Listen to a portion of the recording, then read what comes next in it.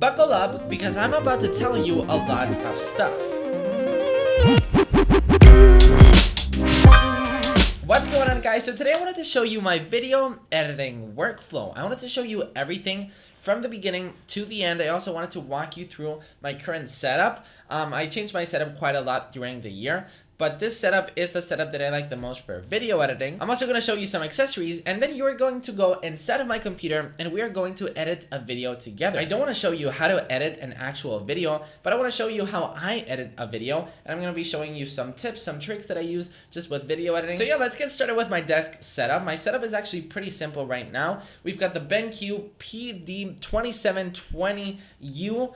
I know it's a long name, but it's a really awesome monitor. I'm going to be telling you about it in just a second. Then, what do I plug in into the monitor? Well, my favorite thing about this setup is that I can I use my iMac quite a lot, but the thing that I hate having an iMac is that the actual setup is not really portable. The thing that I love about having a monitor is that I can basically plug in my iPad and then I can take it out. I can plug in my MacBook and then I can take it out. That's what I love about the setup. It's just portable. When I do have the MacBook in the setup, what rises the MacBook is an accessory from 12 South. Check it out. Links in the description. It's really, really good quality. It's actually quite heavy, so it's like, you know, pretty premium quality. It's space gray. It matches my MacBook. And yeah, there's nothing really much else to say about this thing except that it's amazing. Then my keyboard of choice is the Magic Keyboard. As you guys know, I'm just a big fan of this keyboard. I've always used this keyboard. I've tried other keyboards before in the past, but I've never actually gotten used to them. I like the design on this thing. It matches my setup.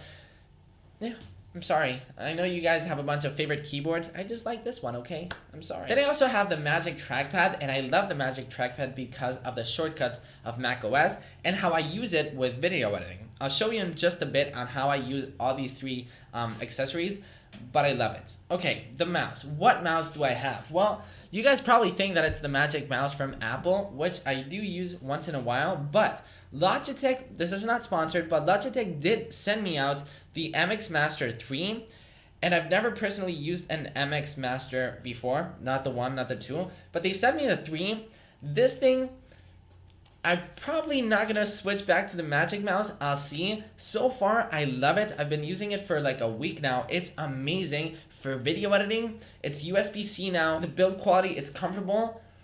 It's not Apple. It doesn't really match the other accessories that I have, but holy moly, this thing is amazing. I'll go more in depth on how I use the trackpad, the mouse, and the keyboard at the same time when I start editing the video. But what I do want to go in depth right now is the monitor. I've talked about this monitor before in the past, but this is honestly the perfect creativity monitor. Like honestly, coming back from college to home, plugging in my MacBook or my iPad, putting some Netflix on, maybe working. Like I love how versatile this thing actually is and how accurate it actually is. I love it for graphic designing as well because the colors are just really, really accurate. When I use my MacBook, the MacBook is amazing and it does have an amazing display, but it's not really accurate. With this display, it's really accurate. So whenever I'm doing graphic design projects and whenever I have to print, color is an actual big deal. Whenever I'm printing on my MacBook, I'm like, this does not look alike. Like I'm literally printing green and it's got like this, and it prints like this really dark green.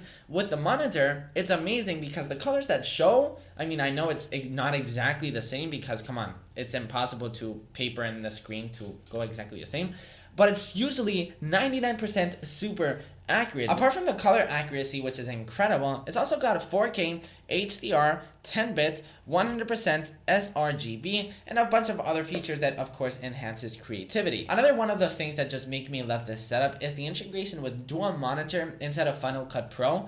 Let me explain. So whenever you go inside of Final Cut Pro and you actually plug in an external monitor, you'll see this tab, and it will let you put the timeline in one device or the other, the viewer in one device or the other, or the browser or one another. So this can be really useful, especially in big projects where you know you've got a lot of crammed stuff inside of one screen. So dividing both crammed stuff into two screens can be really awesome. I feel like I keep saying the word awesome, but this thing is just really awesome. And not only for video editing, literally like having files on one screen and then on the other, like just using macOS with dual screen. If you've never used it, try it because it's honestly pretty amazing. And the monitor is also amazing. This is not sponsored. I just love the monitor. a lot. Oh, and it's also 27 inches and it's huge and it's way much bigger than a MacBook screen, so, and the iPad, so it makes your experience awesome. Did I say it's awesome yet? All right, and now the moment that you guys were waiting for, how I edit my videos, kind of my workflow with my videos. Let me show you. Maybe you guys don't care.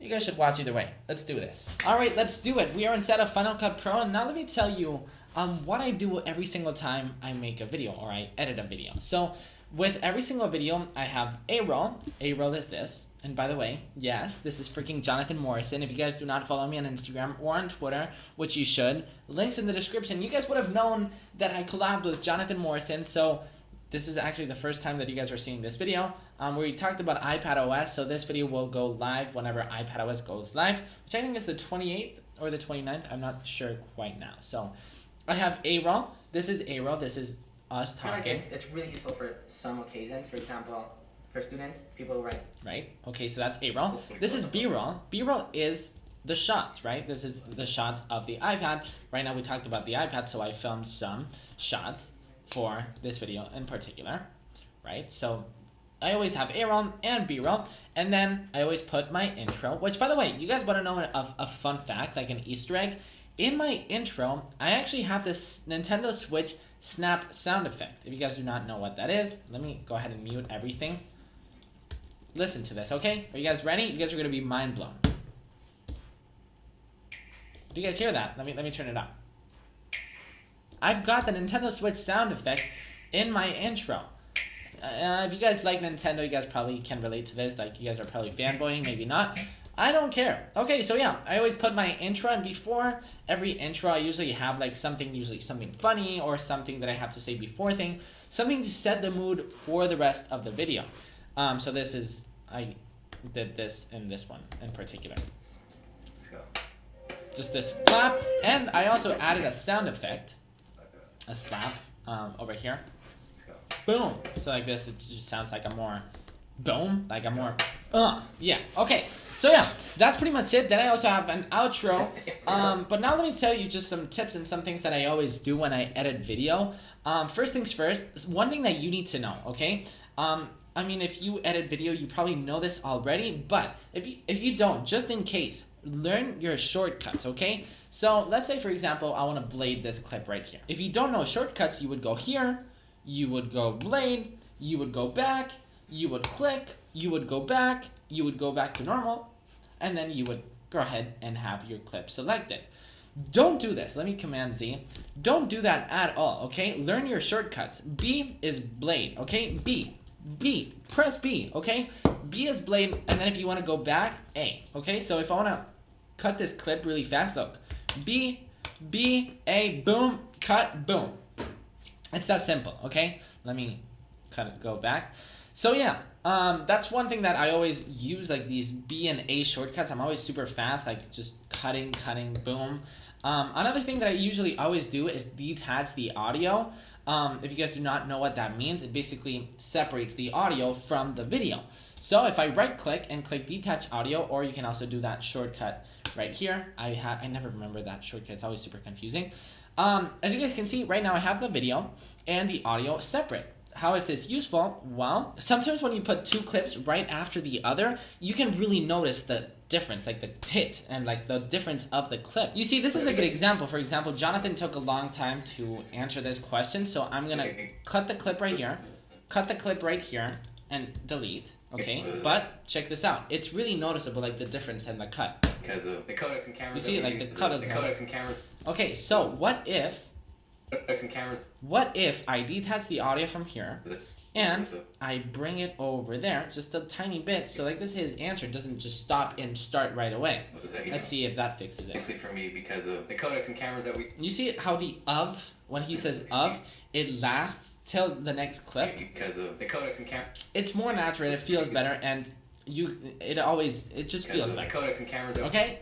Got it? Detach your audio. That's the tip that I'm going to give you. Okay, so color correction. Color correction is different for everybody. There's some people that like to do color correction differently. I personally do it differently than the rest of them. Usually people color correct just a tiny bit. I like to color correct. Like, I like when you see my clip, I want you to be like, wow, he really did color correct his clip. So right here, if I go under my filters, I named this perfect. I don't know why, but this is actually a filter that I've made myself. So if you actually want to insert a filter, you basically just drag this into here. And as you guys can see, the color has just changed. And then inside of here, you guys can, of course, change the change that I've made in my filter. As you guys can see. Like that. Like sometimes I get rid of some stuff. I also have this plugin right here called MLUT by Motion VFX. This really slows down your computer, so I always do it right at the end. Whenever I'm finished off the video, I just basically group everything and just put inside this plugin. This basically lets you import LUTs to your video. If you don't know what a LUT is, it's basically like a filter, like a third-party filter. The one that I just put on before, I made that, so it's pretty easy to put on. If you want to install like another different filter that another person has made, you're gonna have to install this plugin, or maybe there's a different way. This is the way that I use it. So yeah, this is a plugin that I have right here in my computer, and as you guys can see, it really slows down your computer, and it should work. There we go. As you guys can see, the intensity is at 100%, so I usually always have it like 10%, maybe 9. It also darkens, this filter also kind of darkens, so with highlights, if you can just pull it up just a tiny bit, so you guys can see it. Look at this difference. No, oh, hold on. No filter with color correction. Look, this clip looks so much better than this. It just looks more interesting, at least me. Let me know in the comments down below if you guys just like, do you guys like me that I color corrected this much?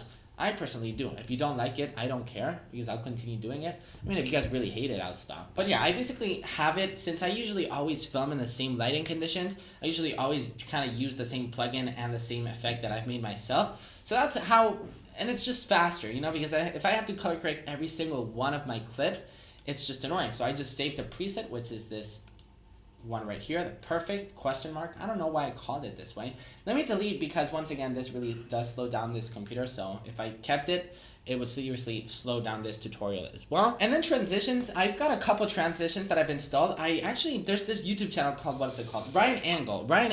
I'll link him down below. First off, he's got a video showing you how to install transitions and just plugins in general. And then he actually has a bunch of transitions that you can actually download from his store. Some are free. All the ones that I have are free. So you guys can see free perspective, free zoom, free Luma pop transition. And there's a bunch. Look, I'll show you a couple. Let's just play this. See, this transition is pretty cool. I don't really usually like using transitions because they are usually pretty obvious and pretty distracting. So I don't usually use them a lot unless it's something pretty minimal or something like I want to make something really awesome. So let's go ahead and see how this one looks. So like this one's pretty cool, but once again, it's pretty distracting. So you can usually use this. Usually when you put B-roll on, people usually use it. Once again, I'm not really a big fan. I was before, but then I overused them and I just ended up didn't liking them anymore. There's this one that's really cool. This one. This 3D Luma fade. Let me show you. Look at this. See, this transition's pretty cool. This transition's amazing. I love it. It's like smooth. I downloaded that one from Ryan Angle. So, yeah, if you guys want to download it, links are down below. Hopefully I'll remember to link it down below. If not, you guys will kill me. Sometimes I usually animate things pretty basically. So this one right here, for example, I'm going to put the Apple logo. I guess I can show you how to keyframe if you guys do not know how to animate an image, for example. Here, let's go ahead and transform this Apple logo. Let's make it so very much smaller. Cool, let's put it right up top. Cool. So, how do I make the Apple logo move? It's super simple. Don't get stressed out. I'll show you how to do it really quickly. Okay, so you have the Apple logo selected, and then on the top right, where you see position, right here, you're going to see this icon which says add a keyframe. What the heck is a keyframe? Basically, you have to tell the program, you have to tell Final Cut Pro where you want the Apple logo to be at the beginning and where you want it to be at the end. So I'm going to tap on add keyframe, just like that. And then at the end of the clip, I'm going to tell the clip to go this way. So now I'm going to press done. And look what happens now when I actually play the clip. Since I told it what to do at the beginning and at the end, the Apple logo should move just like that. By the way, I zoom out using my Magic Trackpad. That's what I love so much on the accessories that I use. With the Magic Trackpad, I do like this and it zooms out. And then with the new MX Master, it's got this wheel thing. So I can literally go to the right and to the left. So that's why I love the three accessories so much. I love zooming in, going left and right. That's what I love so much. Yeah, that's pretty much it for my basic things that I use as my workflow. Let me know in the comments down below if you guys would like me to do it like a legit Final Cut Pro tutorial for beginners. Like I would love to show you guys how to edit. So yeah, let me know in the comments down below if you guys are interested in that. So yeah, guys, that's pretty much it for this video. If you guys enjoyed this video, of course, make sure to give it a big thumbs up. And let me know in the comments down below, please, if you guys want me to show you guys how to video edit. And yeah, I'll see you in the next one. iPhones are coming this Friday. Apple Watch Series 5 is also coming this Friday. I'm so excited. I mean, kind of not excited for all the work that I'll have, but I'm excited. I am excited.